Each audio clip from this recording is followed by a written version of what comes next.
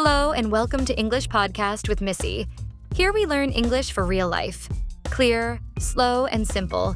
Let's learn English together. Are you ready? Let's begin. Hello, everyone. It's Missy. Welcome back to our cozy English corner. Today, I want to share a story about visiting a friend's house. It may sound like a small event, but sometimes the simplest experiences become the most memorable ones. Visiting someone's home gives us a chance to learn more about them, their family, their daily life, and the things they care about. Many friendships grow stronger when we spend time together outside of work or school. We talk more openly, share meals, learn new things, and create wonderful memories. As you listen to today's story, pay attention to our grammar focus. Present simple and present continuous.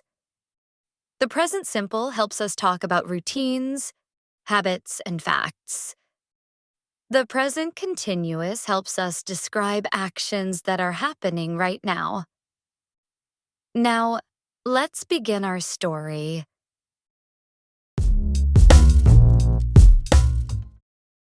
I have a good friend named Sarah. We work in the same office, and we often have lunch together. Sarah is kind, cheerful, and easy to talk to. She always tells interesting stories, and she loves cooking. One Monday morning, Sarah walks to my desk with a big smile. "Missy," she says, "why don't you visit my house this weekend?" "Really?" I ask. "Of course.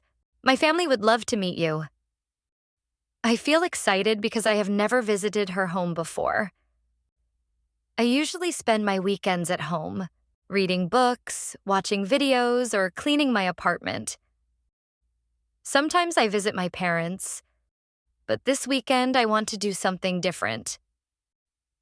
"I'd love to come," I reply. Sarah smiles and writes her address on a small piece of paper. The rest of the week passes quickly. Every day I think about the visit. I wonder what her house looks like and what kind of neighborhood she lives in. Saturday arrives. I wake up early and eat breakfast.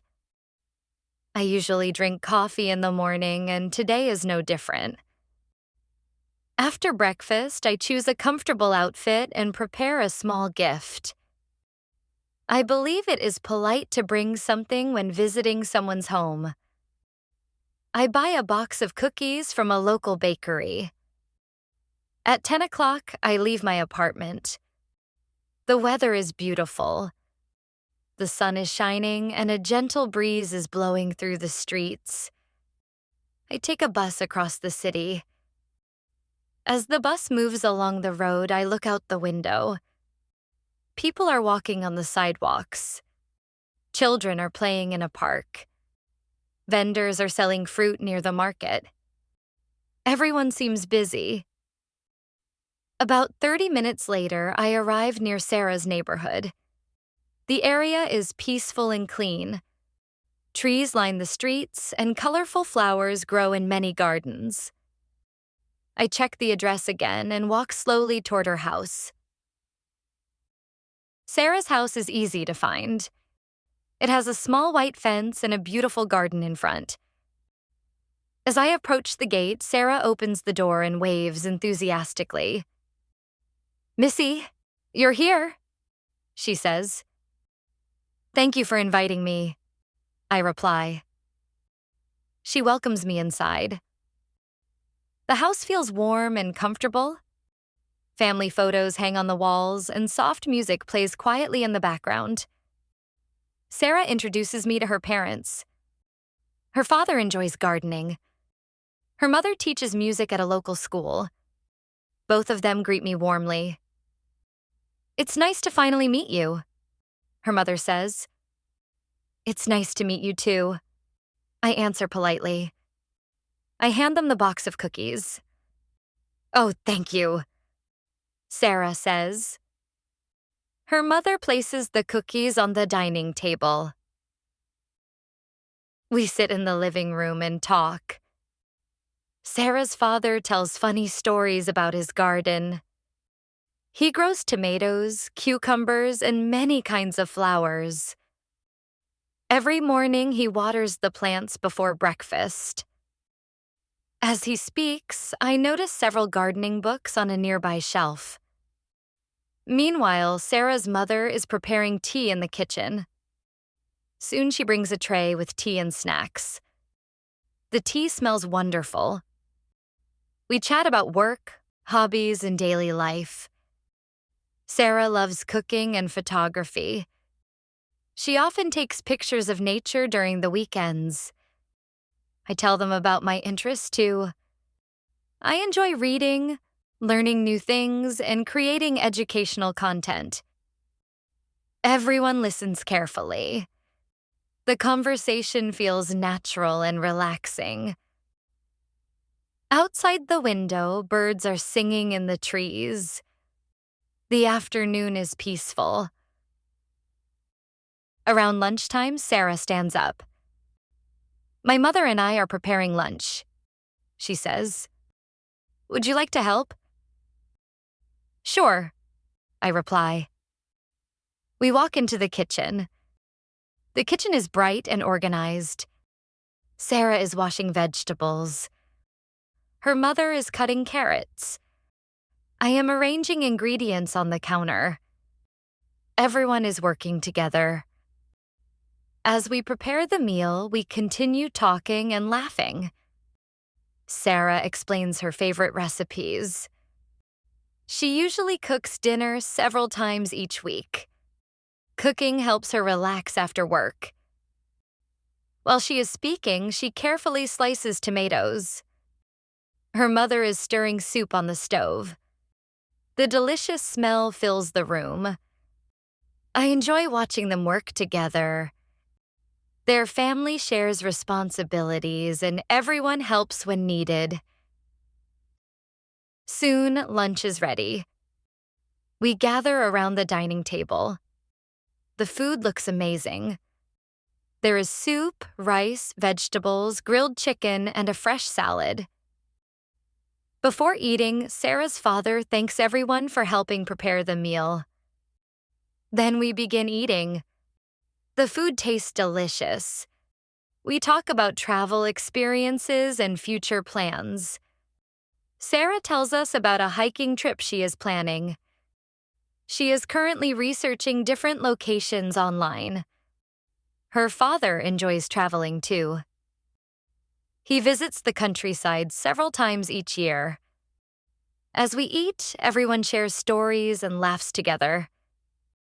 The atmosphere is warm and welcoming. I feel comfortable, almost like a member of the family. After lunch, we clean the table. Then Sarah suggests playing board games. Her family loves games. They often play together on weekends. I don't play board games very often, but I decide to join them. The game is easy to learn. At first, I make a few mistakes. Everyone laughs kindly and explains the rules again. Soon I understand the game better. As we play, the competition becomes more exciting. Sarah is winning. Her father is trying hard to catch up. Her mother is laughing whenever someone makes a funny mistake. We spend nearly 2 hours playing and talking.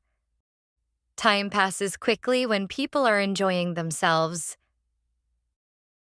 As the afternoon turns into evening, I realize it is time to leave. I thank Sarah and her family for their hospitality. "I had a wonderful time today," I say. "We're so happy you came," Sarah's mother replies. "You should visit again soon," says her father. Sarah walks me to the gate. The sun is beginning to set. The sky is turning orange and pink. Several neighbors are walking their dogs nearby. The neighborhood feels calm and friendly. Before leaving, Sarah smiles. Next time, we'll try baking together, she says. That sounds great, I reply. We wave goodbye. Then I start my journey home.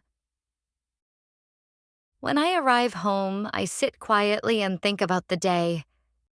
Visiting Sarah's house teaches me something important. Friendship is not only about spending time together at work or school. It is also about sharing experiences, learning about each other's lives, and building meaningful connections. Sarah's family makes me feel welcome from the moment I arrive. Their kindness leaves a lasting impression on me. Today, many people communicate through phones and social media. However, face-to-face conversations remain special. They help us understand one another better. As I prepare for bed, I feel grateful. I am already looking forward to my next visit. Sometimes the simplest experiences become the happiest memories. Present simple. We use the present simple for habits, routines, facts. Examples from the story. I usually drink coffee in the morning. Sarah loves cooking. Her father enjoys gardening. They often play games together. Sarah teaches me the rules. Present continuous. We use the present continuous for actions happening now or around the current time. Examples from the story. People are walking on the sidewalks. Sarah is washing vegetables. Her mother is stirring soup. The sun is shining.